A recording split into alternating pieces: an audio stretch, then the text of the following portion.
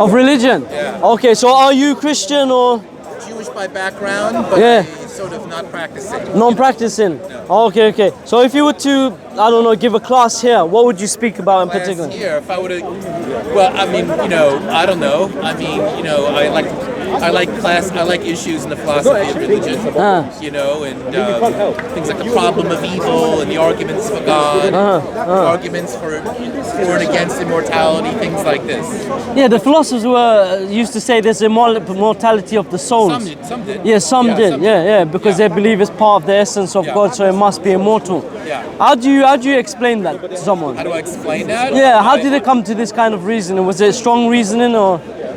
I struggle with the questions of immortality. It's hard for me to conceive of the personal continuity beyond death. Yeah.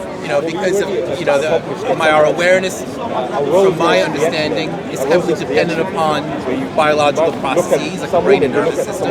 But then how do you? It's hard for me to conceive the continuation of the self beyond the decay of the body and the brain. I'm not saying it's impossible. Yeah. And I know that in classical Judaism, Christianity, Islam, you have the bodily resurrection. Yeah. But it's not something I'm assured of. But how? So then it seems like you're reducing everything only to material. No, I'm not necessarily reductionist. I'm not saying that thoughts are only neurons firing in the brain. But why would the soul, for example, not continue I'm not after so sure death? we have souls. Okay, so what about minds? I think we do have minds. Why do you think we have minds? That's a good question. Why would you say yes, mind, no soul? Well, because it seems that I have subjective experiences. What people Or biases. Personal experiences, I have subjective experience. That doesn't necessarily mean that, well, first of all, people define souls differently. For the Hindus, it's the Atman. For Jews, Christians, and Muslims, it's strong influence of the Platonic tradition, the idea of a soul and a body. How do we define souls? Dualism. I'm not so sure if the very idea. But then the same thing can be said of mind. The same debates is like, what is the mind? That's right. And so how would you say yes to one and no to the other? We're still back in the same question. Yeah, well, no, it's a good question. I mean, I'm your student today. I'm going to ask the most annoying. I'm here to learn as much as to talk. And these are topics that stumble, that befuddle me. So it's not like I have the. So do you believe in this eternity of the mind? The mind is eternal. I don't think so. Okay. I don't know, but so it's related to the man. When you watch someone have a stroke, like I watched my father have a stroke. Bless him. Or my late wife when she was sedated in the hospital and all of a sudden she no longer is responsive to the world. It seems to me that whatever this thing we call mind is, it's pretty heavily dependent upon the brain and nervous system. And when you watch someone, have a stroke, have a brain damage, then you see they're just not functioning in the same level that someone that was not undergone those things. So it seems to suggest to me that our conscious experience is at least heavily dependent in some way or the other upon brain processing. So it's just difficult for me, not impossible, but difficult for me to imagine the continuity of the self beyond the pale of death. Once the body, the brain, and the nervous system decays. So I don't think mind's eternal. So what changes in this? The idea that even all matter is a crystallization of one great mind, like the Upanishads or some religious traditions say. But I mean, what about an independent process? He said because somebody seems is dependent on just the processes. I mean, something independent. Ask him about that. Except when the mind dies. Ask him, ask him. He's a little bit. He's not always open-minded. So the soul. I'm not a scientist myself. I'm not even an amateur in science. But it's just that he's going to come back. He's going to come back. I'm not ready to say that thought is nothing but brain activity. But I am ready to say whatever this thing called thought is. It seems to me. What about soul? Soul. Forget that soul. Talk to me about the soul. What do you want to know? What is it? What do you as a? I hope I have. Do you believe knowledge? Do you believe that philosophers? Do you believe philosophers can attain ultimate truth? I think they can keep trying. Yeah. But for example, of the divine. From your experience, at Speaker's Corner, because I have witnessed some YouTube videos of speakers who have shown great acumen in the philosophical arguments. Some of them tend to be Muslim, very impressive. That's why I came. So I think that arguments for God can be some of them can be very powerful. But in regards to the attributes But a lot of this of them God, come from the Greeks, really, like the cosmological argument, but strained through. well, that comes from the Kalam. Okay, The but Kalam argument has its roots in the Greeks. Yeah. Obviously. It's the Muslim version of the Kalam. what was I saying? Do you think, in regards to the attributes of a divine person, that can be attained by human inquiry? I'm not so sure the divine can be said to be a person because you have different religious traditions. Okay, let's For the keep it Buddhists simple. and Hindus, the Divine. is not a person. Let's say For Jews, Christians, and Muslims, the divine is a person, unless that you're part no, of. but the main part of the question is that can we, through inquiry or human inquiry, i.e. philosophy or so, can we determine with truth what is the attributes of God? You know, that's a great question. You know, I'm impressed by some philosophers' ability to move Extrapolate, in that direction. yeah. I'm on the fence about it. Yeah. You know, I see great arguments for and against that. Like divine simplicity, for example. Right, The Greeks that's a came with the common- idea of yes. divine, that God has to be like simple. Yes. But this seems to go against the Bible. That's a great point, and that's why you have a lot of. And you got so many guys here as well, Christians, that believe in this divine simplicity. And I'm not sure if you guys know, is that God does not have attributes. He is his attributes. You probably say it much more eloquently than me. Well, listen, I'm in the subway in New York, I see the Muslims do the 99 names of God. I mean, Yeah, clearly yeah. different attributes. Yeah, we have different attributes, and we believe in something called sifat khabriya, like Allah, he tells us how he is, because there's no one who's more knowing of Allah than himself and who he sends.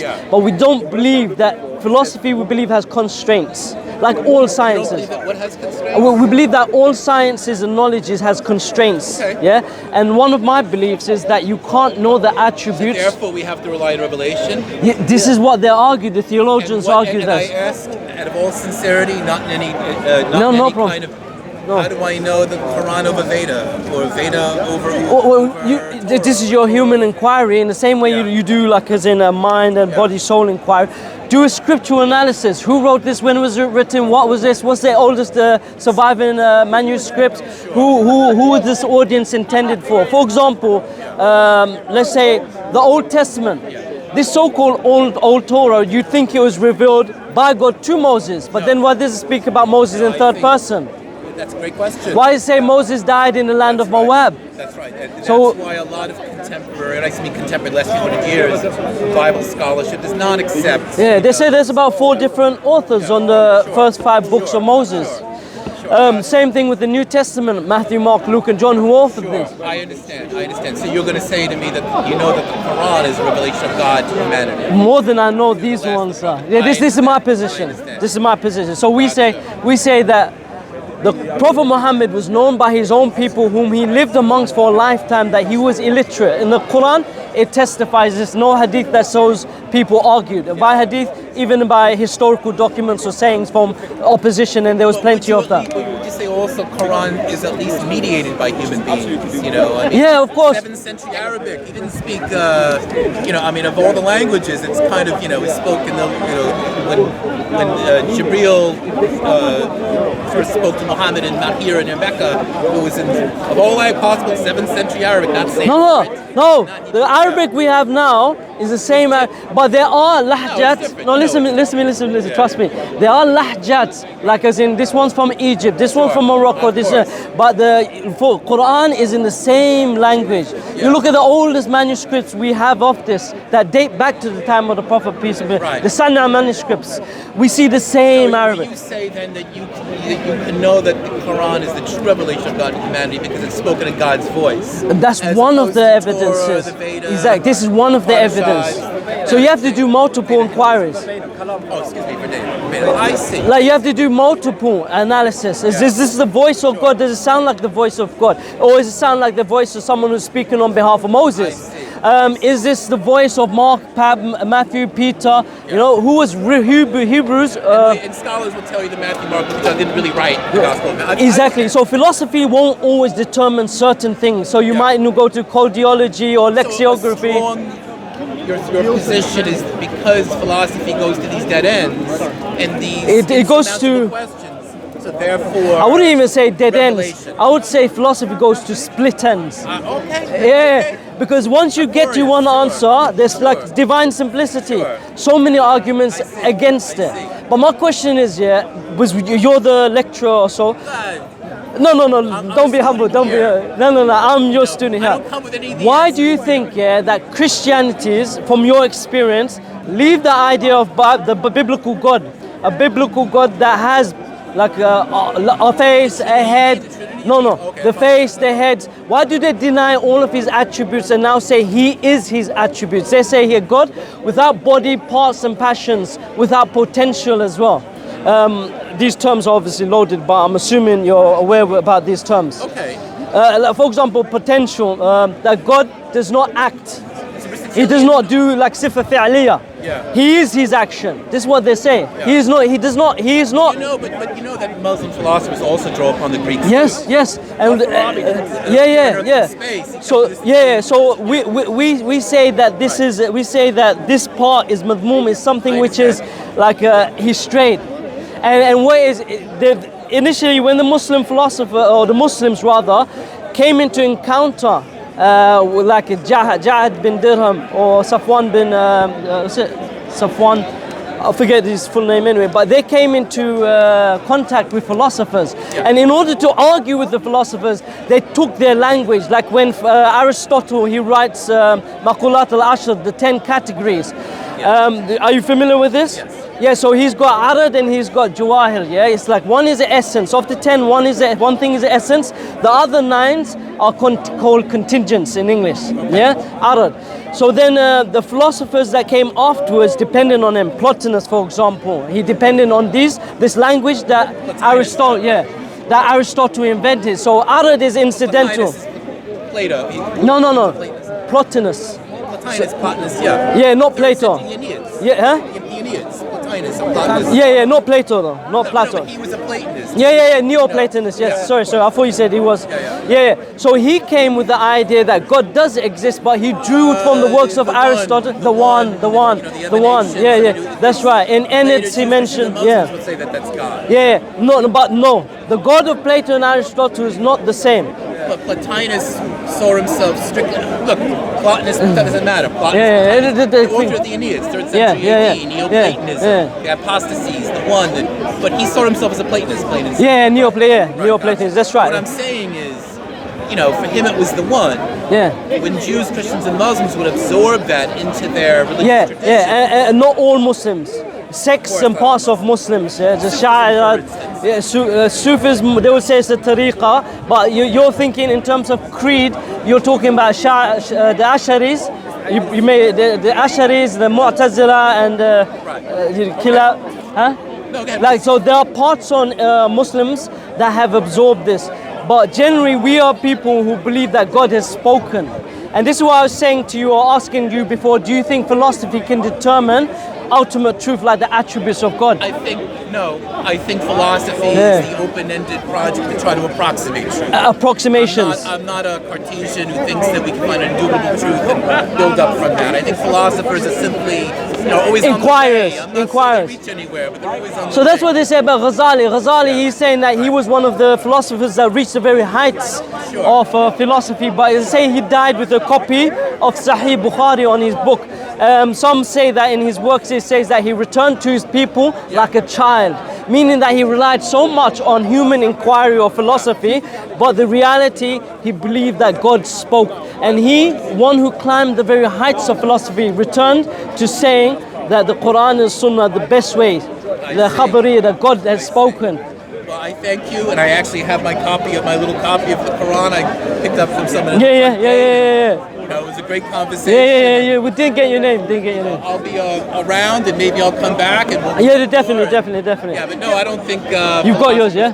Say again? You've got the Quran, yeah? Yeah, I got it here. Yeah? I took one earlier. Yeah, because philosophy leaves you more questions than answers. So it's like, at what point? I believe the Socratic tradition. I'm wise because I know I don't know. Yeah, exactly. But you must make a decision at one point. We don't know if we live tomorrow. It's true. Every single soul shall die. But we have to live. We have to act as we will live tomorrow. I agree. So in our creeds and our belief, we believe that we also have to act even more. because God is the greatest being that we can, you know. Yeah, I mean, have. certainly I did a lot of traveling, 6 journeys to India, China, I've been, you know, all over, and Yeah. you know, I find myself amongst those who are every bit as fervent as you are, you know, which is a compliment, not an insult. But within, you know, from the Jains, the Buddhists, the Hindus, I'm a little bit less certain I know that we're the right Can I say something? path. Like, you know, besides what he said about Islam also has the best independent reasoning. So we talk from a historical point of view, we talk from a psychological point of view, sociological point of view, we talk about the preservation, all these other institutions, and Islam also has the strongest case besides the people thing he said. So it's not even painful in saying it's also other religions, right? Because there's also many independent reasons behind what he said. And sorry for what comes across like a snub. No, you've been very polite. No way. Had you been born in a Jain heritage, For a New Yorker, that's great. Do you believe actually? Because you never said that at any point. It said Jewish originally, Jewish by tradition. Studied Yeah. the religion of philosophy of religion. There must be an outcome, an answer. right? I'm curious. I've heard you for 20 minutes, and I don't know what you believe. Well, I did a lot of listening too, and I Yeah. just. What is it I'm you believe? still kind of on the way, you know. I've not settled on anything, you know. But I'm not one who thinks that you necessarily have to find what you think is the answer. You know, I do have that. Sorry to sound like I'm talking. No. Everyone's fine. Everyone's feel free comfortable. Well, I don't, you know. Feel comfortable. It's not New York. It's not New York. Right. So no lightning struck me yet. You know, I did. I think you have to stand what you believe. If you don't know what you believe in, then you're on What you need to also say to him I is got that you. this is the only book which declares it's from Allah. But of course, You know, that's what he. I believe in How do you know? open-ended inquiry. It's the only You know, book I that believe in declares. being attentive. Excuse me. Well, that's Come. what I believe Come. in, you know, Come. as far I got as something for you. Come. If you're asking me if I believe in a God or no Yeah. God, whether I believe we have a... I mean, look, you did hear Do you me speak say a few English? things. I'm not saying... Sure. Do you speak English? You speak English? Right. Are you but from that's here? kind of what I think. Are you from here? Are you Christian, My Muslim, key or takeaway is you're that, Muslim? You know, Oh, mashallah. I love thought, the huh? discussion, but I'm not saying I'm any further. What's your name? From some of the basic Huh? principles of belief. Maxim. Because of the Come, stand here. I can't even hear. Come. Maxim. Yeah, Maxim. And before you was Like, what the future Atheist. will bring. Agnostic. And now, alhamdulillah, you're Muslim. yeah, like Mashallah. recent. Like, Mashallah. What made you